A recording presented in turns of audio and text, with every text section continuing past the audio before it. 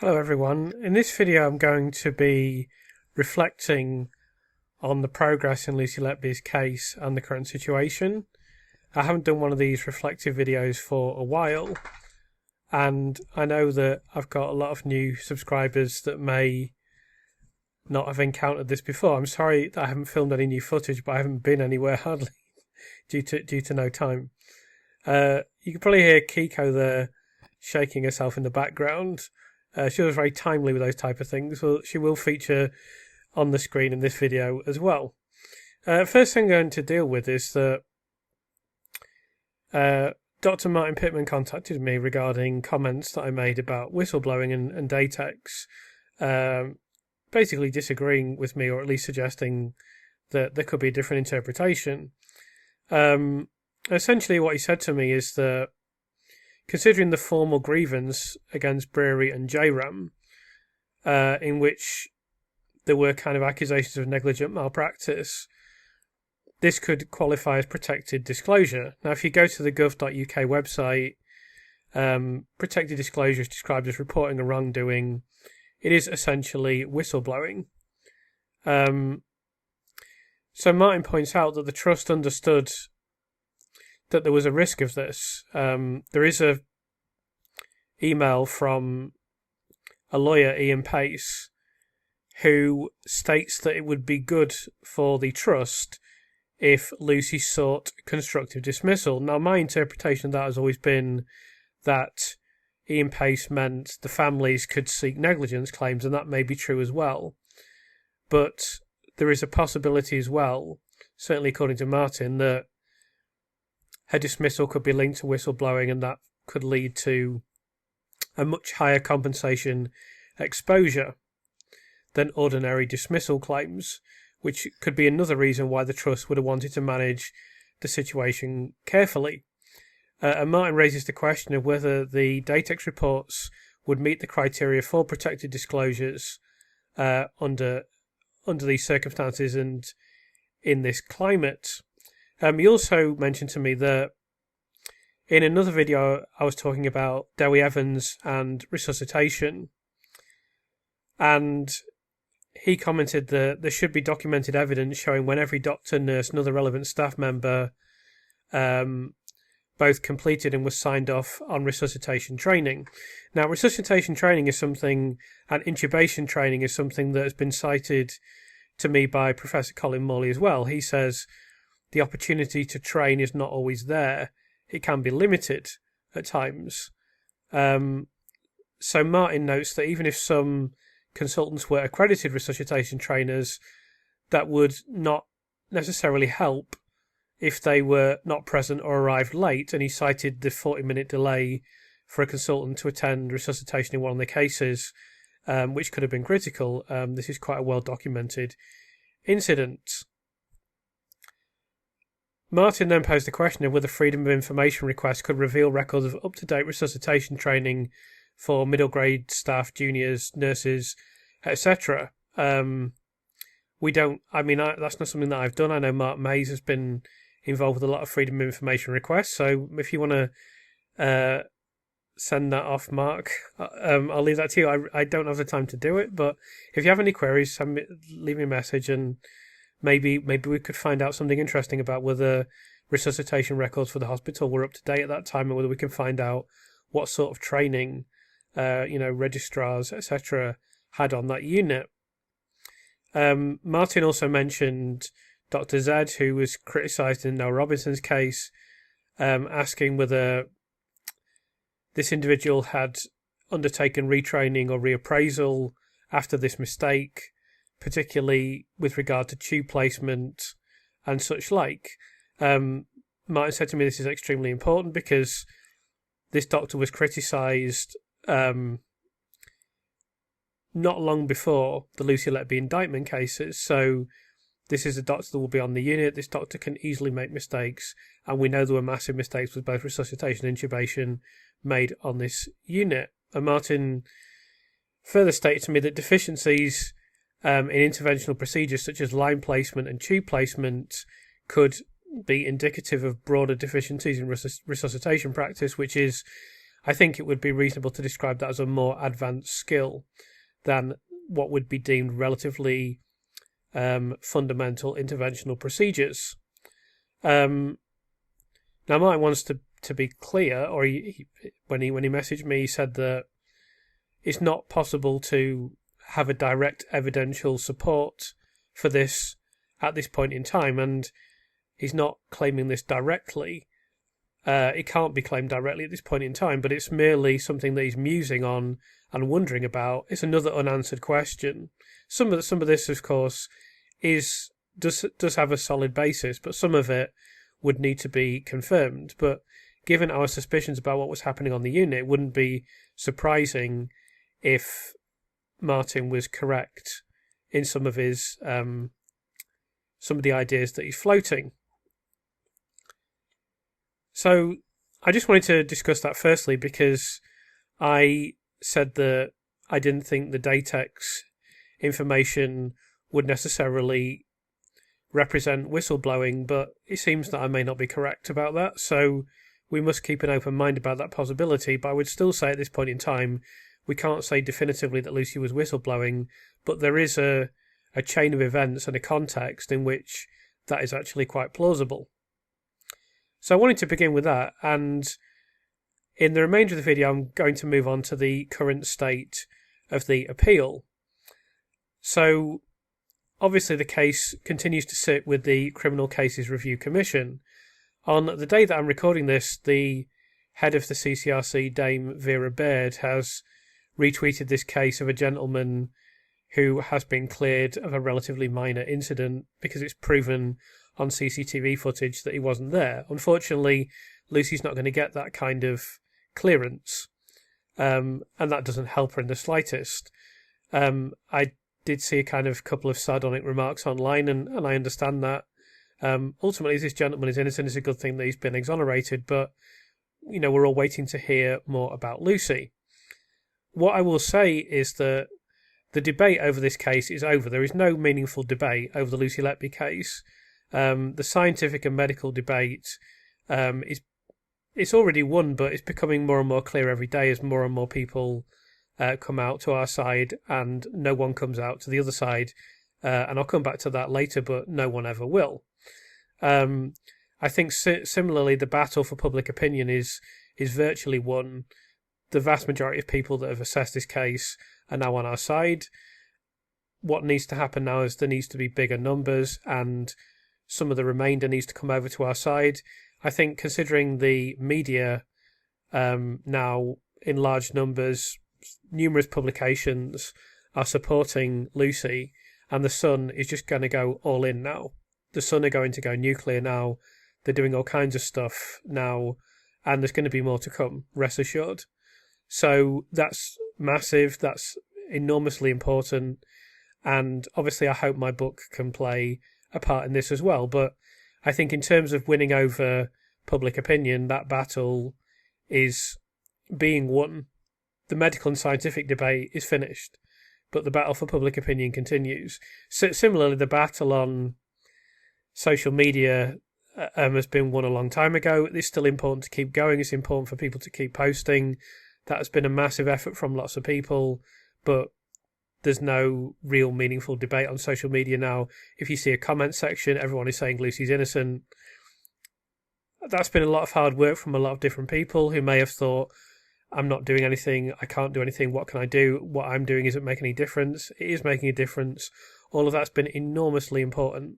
And you will notice that Amanda Knox, in a podcast, she recently made this episode, I think it was entitled Misfits and Ghouls, if I remember correctly. And she's citing people on social media wanting to speak out who were very much marginalised at first, who were attacked. Then once the kind of very strong reaction died down a little bit, they were still very much a minority, and then their ranks grew a little bit and grew a little bit. And now we're not only the majority, we're the overwhelming majority. You don't, apart from a small band, now it is a small band of people that post on Twitter who post in favour of guilt. They are the misfits now. And when you see the calibre of what they post, and indeed some of their conduct, which at times they really are quite abusive. And I don't really see what they say because I don't follow it. But I mean, I just encountered someone the other day calling someone a rude term that I won't repeat, but it has 4 letters. And I just, which it's ironic because they're supposed to be on the caring side of, there's dead babies and you can't possibly question what's happened at the hospital because of the dead babies. But then they're calling people a word beginning with C quite openly. So I find that quite odd, to say the least. But nevertheless, the battle for public opinion is over. But it's going to become more and more ingrained towards our side, and it's going to get bigger and bigger and bigger. And that's what we need to happen. And that's why I'm doing this now, and that's why I've written my book. And the reason for this is quite simple. It's because when you look at the clinical signs of the infants, there is no possible way that the hypotheses and theories that Dewi Evans put in the court case are correct. And you kind of see pro-guilt people clinging to the insulin cases. Well, obviously I've debunked them on this channel. It's not terribly difficult because they are hypothetical as well. So the standard of medical information that was put in the court case is extremely poor. We know that. I mean, that's been exhaustively established, and there'll be a lot more coming on this channel, and there'll be a lot more coming in the future. Because the more you dig into it, the worse it gets for them. But simply to go over a few infants, I've been over child A recently, so you've seen how ridiculous the case is for child A, with other members of staff being in the room when Lucy's supposed to have carried out these attacks. Completely impossible. And the clinical presentation is not even consistent with what Dr. Evans alleged. And he never even came up with it himself, because in his initial notes, he never even mentioned air embolism. It's only when they gave him a JRAM comment that he suddenly decided that exactly the same paper was important and exactly the same diagnosis, and I used the term diagnosis extremely loosely, was the way to go.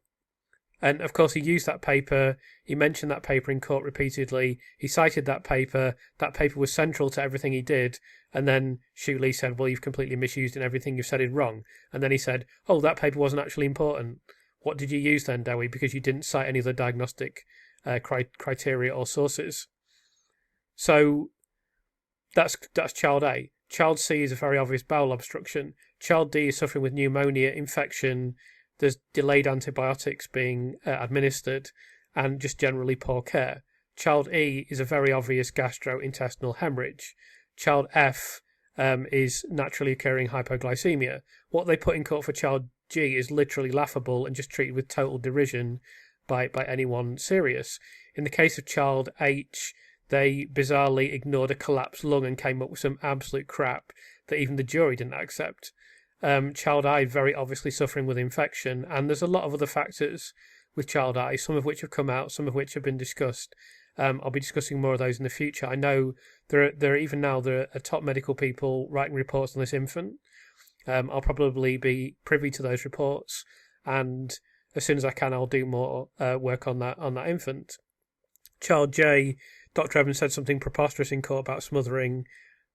Not even worth talking about. Child K, there is no evidence whatsoever. Child L, I've been over the signs of this already, and the naturally occurring state of this infant. This absolutely crazy hypothesis that the bags were spiked, for which there is no evidence whatsoever. In the case of child M, this is the ridiculous case in which Dr. Bohin says, oh, I heard a second-hand account of a parent saying that the child was screaming for 30 minutes, which is not even correct. That's not even correct for starters. And then she says, oh, well, the only possible explanation is deliberate harm. Just absolute rubbish, total rubbish.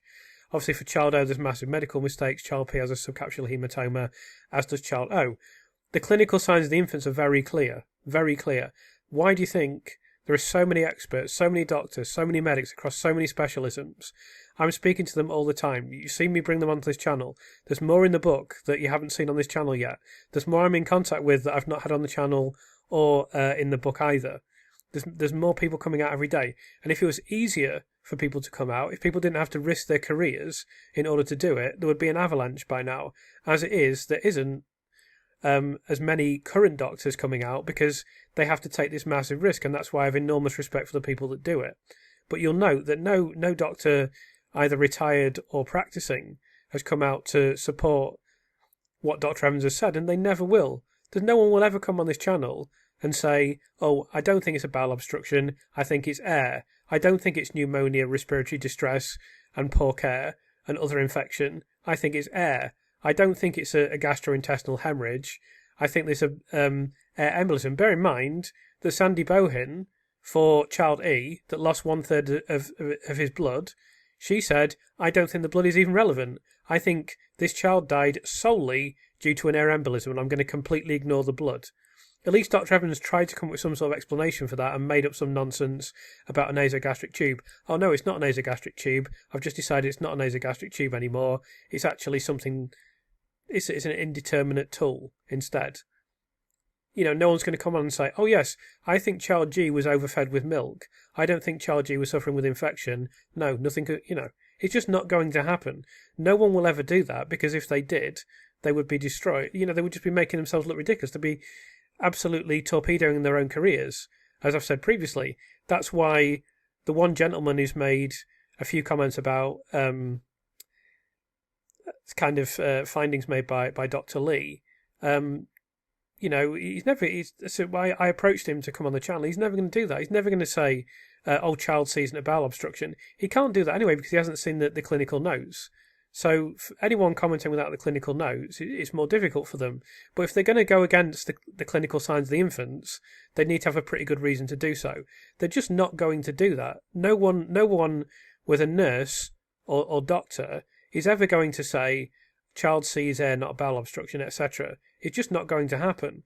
And that's why there's such an overwhelming imbalance now in public opinion, in understanding of this case, in what you see online, in the number of serious people that have come forward, etc., etc. Because it's obvious, it's blindingly obvious that there haven't been any crimes at this hospital. And this is why you'll see people that are desperate to believe in guilt, you know, cling to the handover notes. Because at least they exist. At least that did actually happen, and Lucy did have some handover notes in her house. But of course, it's nothing to do with the infants.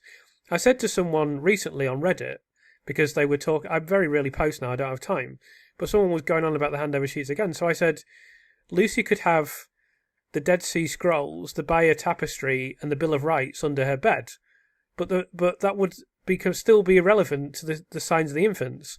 Child C would still have died due to a bowel obstruction. Child D would still have died due to respiratory distress and pneumonia. Child E still would have died due to a gastrointestinal hemorrhage.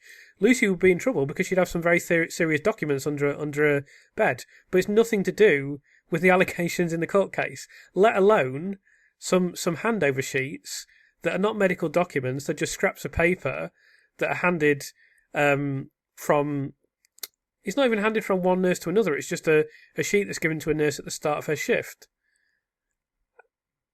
You know, and she did, I've calculated, she did approximately 1,500 shifts and took home 250 notes.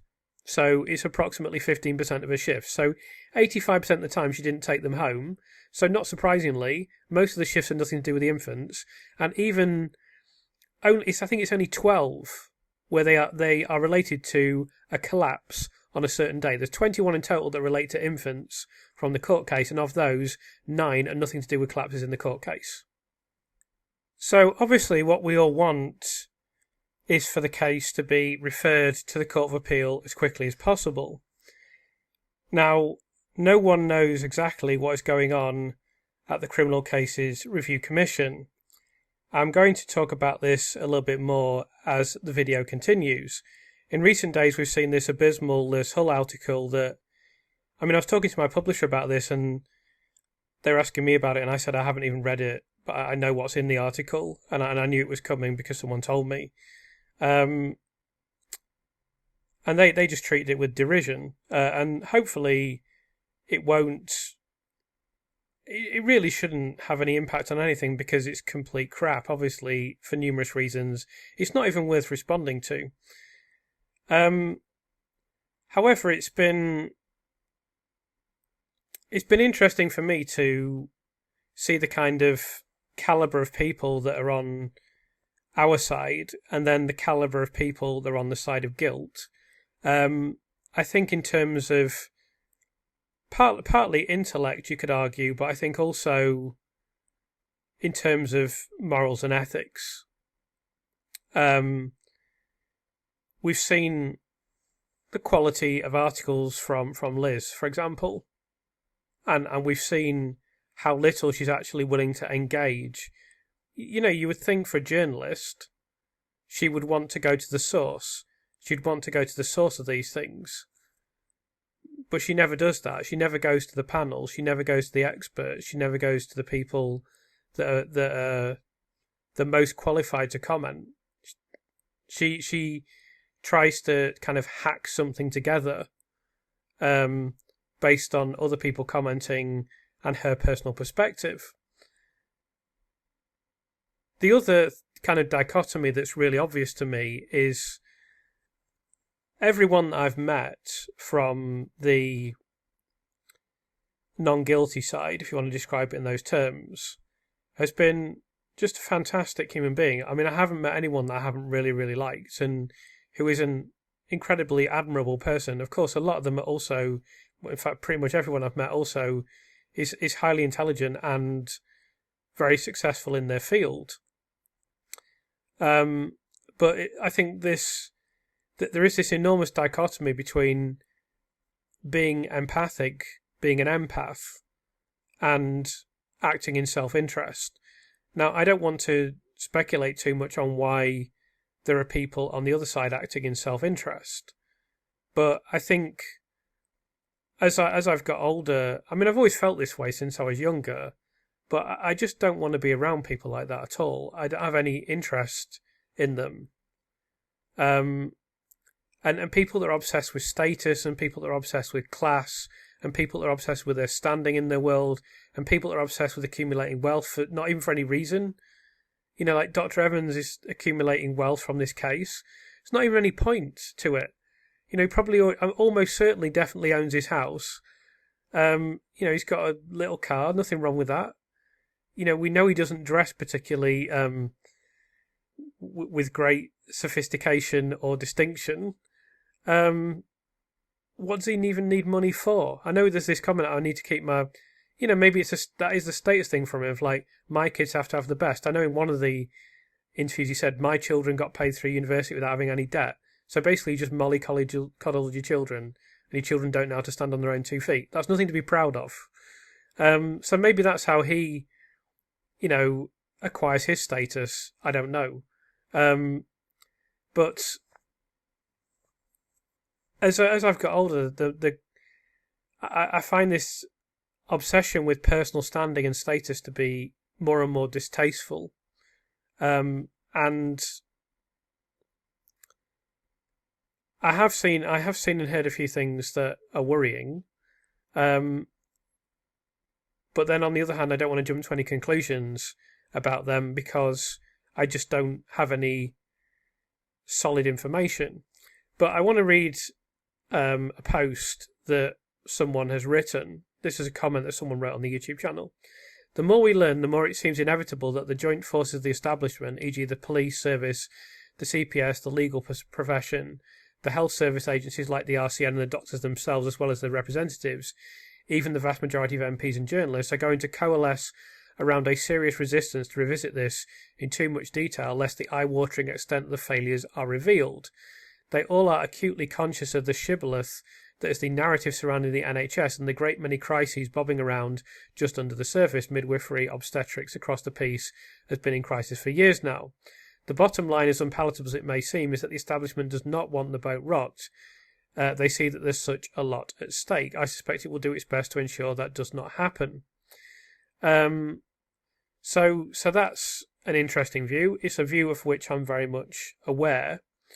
And it's undoubtedly the case that the establishment would prefer this to go away quietly. That is why I wrote my book. I recognised this a long time ago, as I'm sure this poster did as well.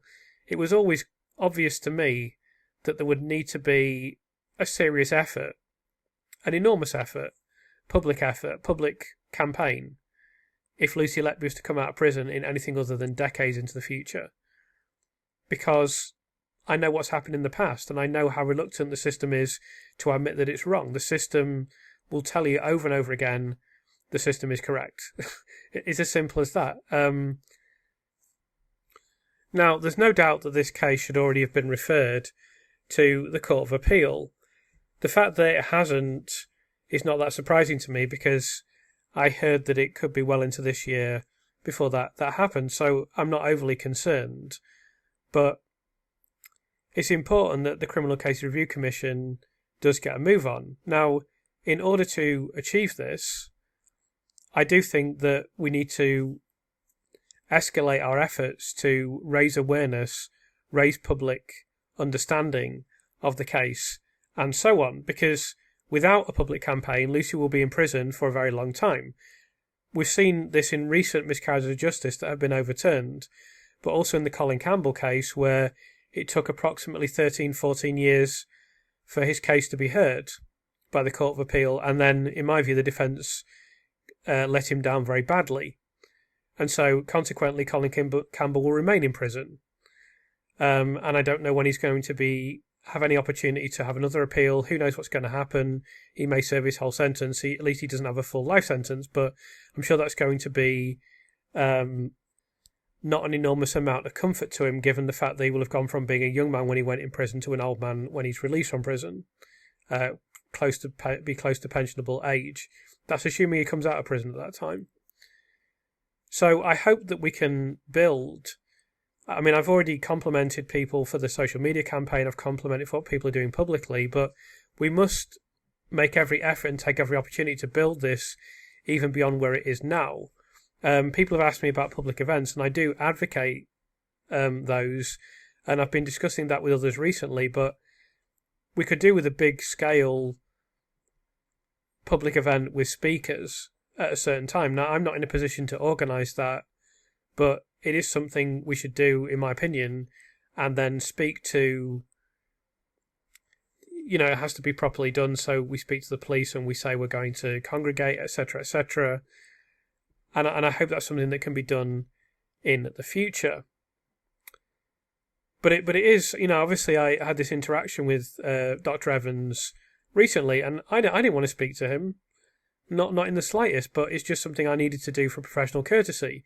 Some people have managed to have a very long interaction with him. I mean, that is just not something that I wish to do, unless there's going to be a real benefit for Lucy. If I felt there's going to be a real benefit for Lucy and for justice in this country, then I'll do it. But, I mean, it's very clear from my small number of messages with him that that's not going to be the case. So I want to stop communicating with him as soon as possible, because the energy that you receive back from him is awful, even just in an email interaction. Imagine what it's like being around him. It's just so... even just a couple of messages, there's so much darkness emanating from him, and just no kindness or compassion or just basic human decency.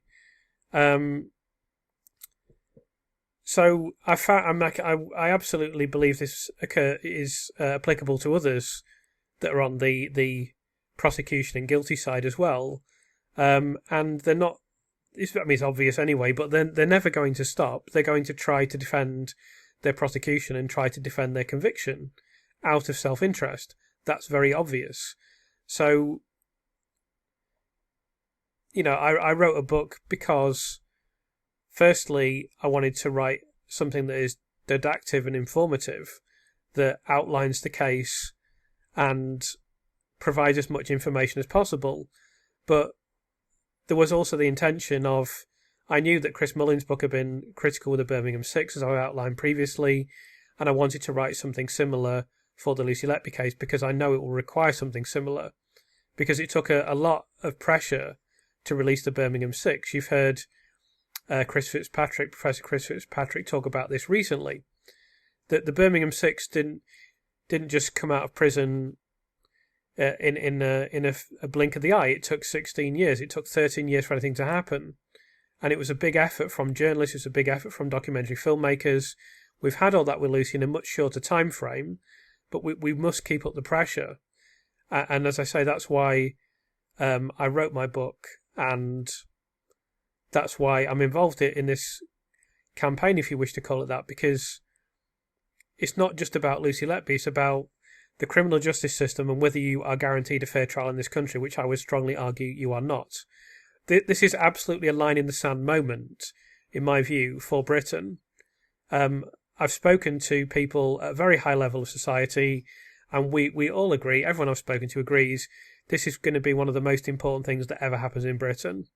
It is that important because there are multiple key systems that are key in any kind of civilised country that are all, this case feeds into all these systems: policing, criminal justice and healthcare, the way that the NHS is run. This case is of critical illustrative importance in all of those systems, and if it's allowed to stand, and if those systems are allowed to continue in the way that they are now, this is a line in the sand moment for Britain, in a point in time in which it is in, I would describe it as quite perilous circumstances. So the first problem facing the UK is financial. I've discussed this in recent videos. Just massive public debt, which is crippling the country economically, frankly, and then what's sometimes described as a cost of living crisis. It's not really a crisis because it's been going on for 6 years and it's not going to stop. In relation to this, I just want to talk about my hometown a little. So I've been watching some videos recently about the place where I come from. I don't live there anymore. I'm fortunate that I live somewhere nice now. And the level of decay and destitution, even though I'm kind of used to it, I haven't lived there for 20 years now. The level of decay and destitution now is shocking. I mean, it actually shocked me a little bit, even though I was prepared for it because I knew what it would be like. But just everything is closing down, everything is being boarded up, the buildings are crumbling, there's rubbish all over the place. It is awful. And I also, at the same time, see people back there making incredible sacrifices. There's this gentleman who runs a fish and chip shop, and he puts fish and chips on sale for £3, which is obviously, as you know, is a very low price in this day and age. And he doesn't make any profit. He just runs the shop as a community service. And then people will go in there and say, here's 20 quid, mate, just keep the change. And then he puts that to one side and he uses that to feed the homeless. And I went back when I used to live there, and I still see this now. People do incredible things. People work with homeless people. People work with those that are alcohol dependent. People work with drug addicts. And they do incredible work battering their head against a brick wall just to give people a little bit of hope in their lives and just to maybe save one person. And I find that so noble, and it's very moving for me because I just think that those are the best people in the world who just give everything to help others and don't ask for anything in exchange. And that's why I'm not impressed by status in life. There are impressive people who have status, but what I'm impressed by is integrity and ethics and empathy and caring and all of these things. So that's the first issue, is financial problems. And this bears down very heavily on young people who face a very difficult economic climate. You can now have this kind of technocracy where there's a billionaire class and they exert such an enormous influence over society, and at the same time it's getting harder and harder for people at the bottom. And where I come from is a reflection of that, where the town is beyond crumbling. It's just decay. It's not even decaying, it's like rotting. And there's no prospect of investment. It's gone beyond the point where you can have any hope that it's going to get better. It's just awful. It's just really sad to see. Now, it's not like that everywhere, of course, and that's a good thing. But I do think there's still a very difficult economic climate. Of course, if you turn on the radio, you're always hearing about this cost of living crisis. As I've said, it's not really a crisis. It's been going on for 6 years. And I think almost inevitably this then leads to something of a social divide. And then we've seen pretty toothless political response to this, which is reflected by the rapid changing of the guard and the number of prime ministers, the the rapidity with which prime ministers get into a political strife and their positions become vulnerable because they have no answers, or if they do have answers, they don't express any of their answers to the current situation. And then this is also reflected in the crumbling institutions that we've discussed on this channel and that are related to the Lucy Letby case. And then we see running parallel to that is crumbling public faith in those institutions, as I highlighted in the YouGov polls in a recent video. And then you have kind of broader social trends that don't just affect this country, that, of course, some of the trends that I've discussed affect other Western countries and other countries in comparable socioeconomic conditions, but there's kind of overarching issues of the quality of information that you receive and the incredibly fast pace of the news cycle, where we have people in very influential political positions now. One day they say one thing, then the next day they say something else. The thing they said yesterday is buried, then there's something else the next day.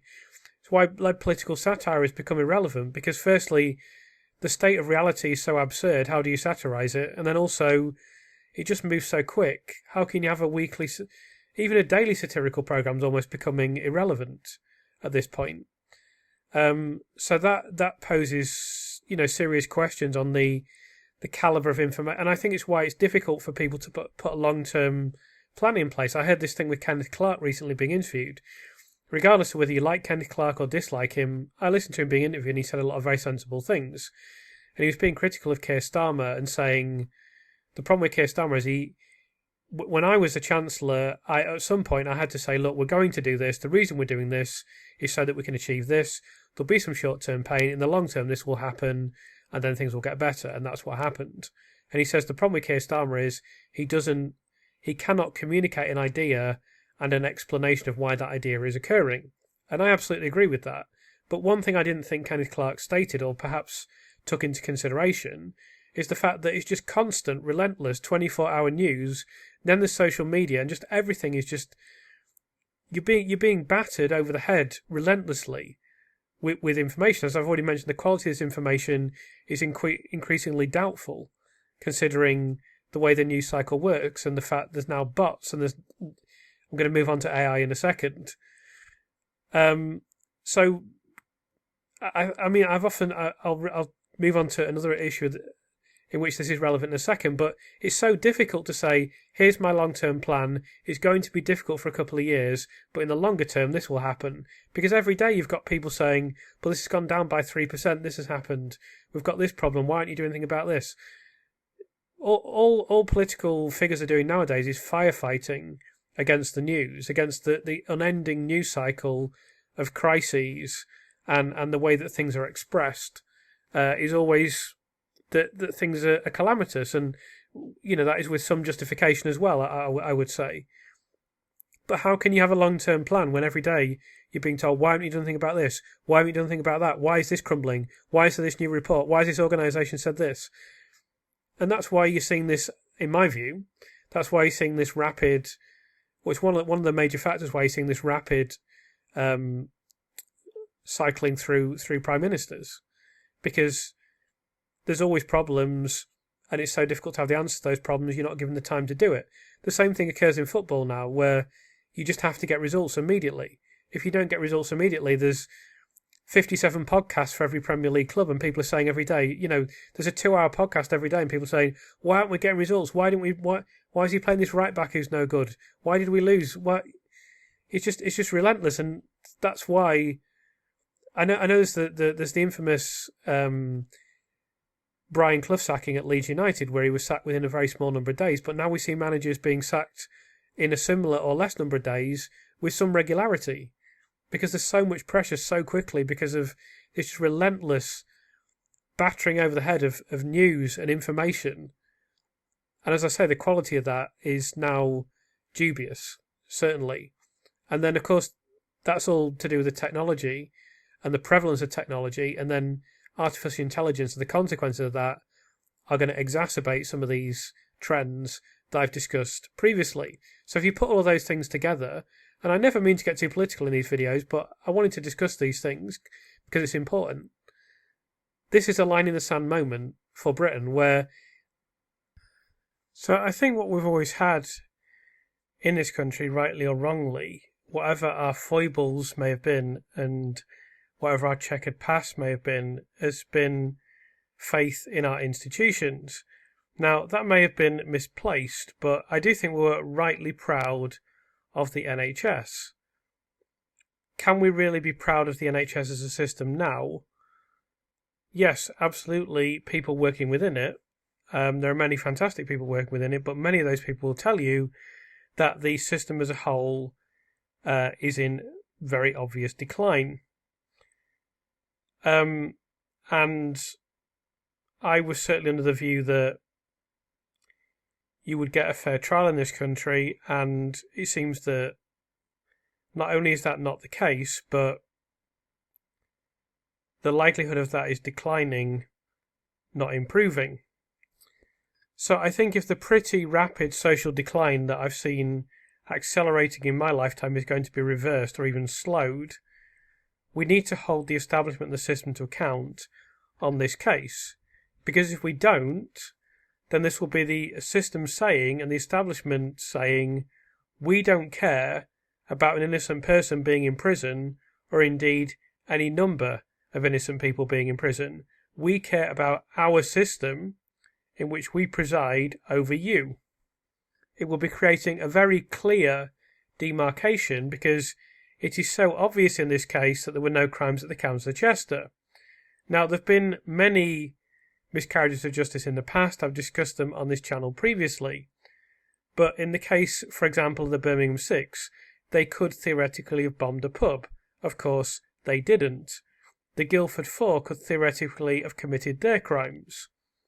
Andrew Malkinson could theoretically have committed his crime. Unfortunately, a woman was raped.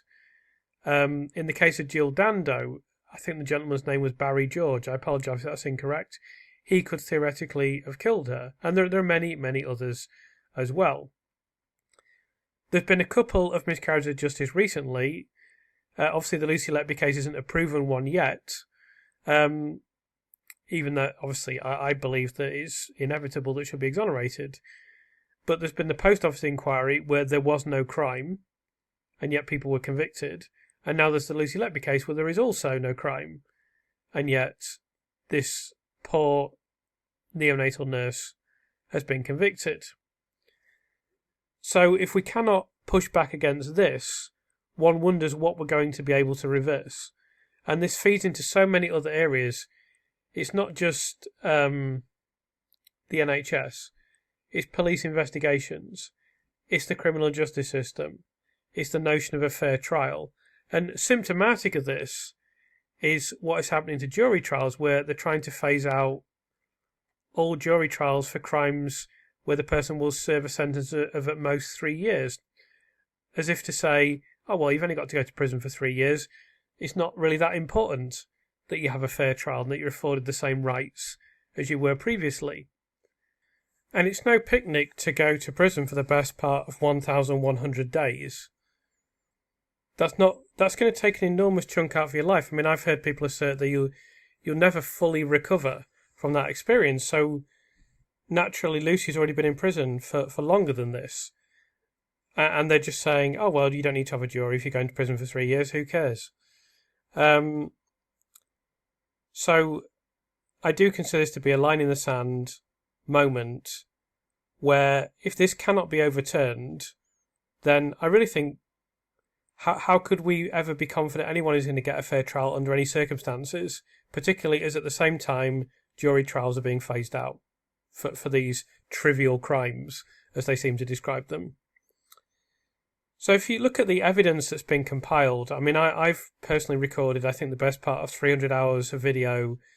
I've obviously written my book, and that's not exhaustive. There's much more to come. There's much more out there that we need to deal with. If you look at this and still think Lucy Letby is guilty beyond the 5% of reasonable doubt required, I genuinely don't know what to say to you. I know we have a few stragglers who comment and believe this.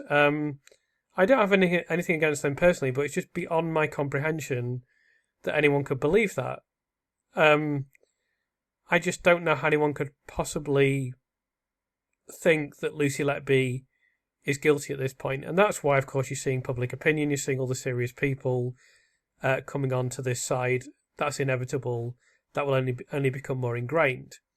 However, I do worry sometimes that I will still be doing this 10 years from now, which would be enormously painful for everyone involved. Naturally, it would be immensely painful for Lucy and her family. It would be very difficult for everyone that cares about the case, and by then, Lucy would have been destroyed, essentially. Her life would have been decimated. And she will inevitably be exonerated, but there wouldn't be much to celebrate if she comes out of prison in 2036.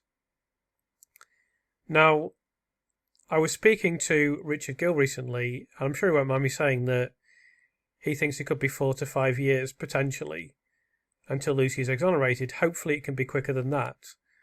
4 to 5 years would still mean, if it's 2031, Lucy would have been in... she was first locked away in 2020 and denied bail. So we'd still be looking at, in 2030, 2031, we're still looking at a decade of her life. If it's 2036, we're looking at 16 years, like the Birmingham 6. So I've heard some murmurings recently, and I can't discuss... Firstly, I can't confirm whether or not they're true, and I don't know too much about it, and I can't discuss the details of it, but we should not be complacent that this is going to be wrapped up quickly. We must do everything that we can to help Lucy. And that's why I've written my book. That's why I've taken already the best part of 3 years out of my life to make sure I know this case inside out, to make content and to write as well. Because I've seen Chris Mullin's book on the Birmingham 6. I know how important that was in the exoneration of the Birmingham 6. And I need your support with my book. I've reached the point now where I've got the best part of 7,000 subscribers. I get pretty much 5,000 views for every video. I get 10,000 if it's a successful video. If there's a big Lucy Letby video that comes out, it will get tens of thousands of views. If mainstream media video, if there's something on YouTube from in the mainstream, it will get hundreds of thousands. So there's a lot of support out there for Lucy and a lot of interest in this case. And I know there are at least 10, 15, 20,000 people who are following this regularly, every day. And obviously I've got 7,000 subscribers now.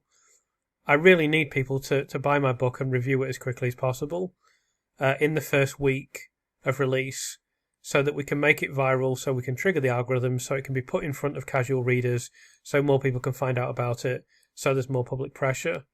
That's absolutely essential.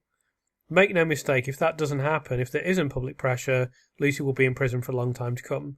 And I'll still be here 10 years from now talking about this case and saying, hopefully Lucy can be exonerated this year. Now, no one wants that. That would be an enormous injustice. And I think I would lose faith in the country completely at that point. My faith is very much lingering and minimal at this stage. So I need your support. I know I'm asking a lot, and I don't want to feel like I've got the begging bowl out, but, you know, I've only done this really to help Lucy, and as I say, it's been 3 years out of my life, and if it has to be 13 years out of my life, it will be. I won't go away, and I won't stop, and I won't quit until Lucy is exonerated. I want that to be sooner rather than later, and we cannot be complacent about the situation. We cannot assume, just because it's blatantly obvious that Lucy is innocent, that the system will act on this. We need to keep putting the pressure on by any means possible. This was the only thing that I could do. So that's what I did. So I'm just asking again for your support. So finally, I just want to talk about my YouTube journey very briefly.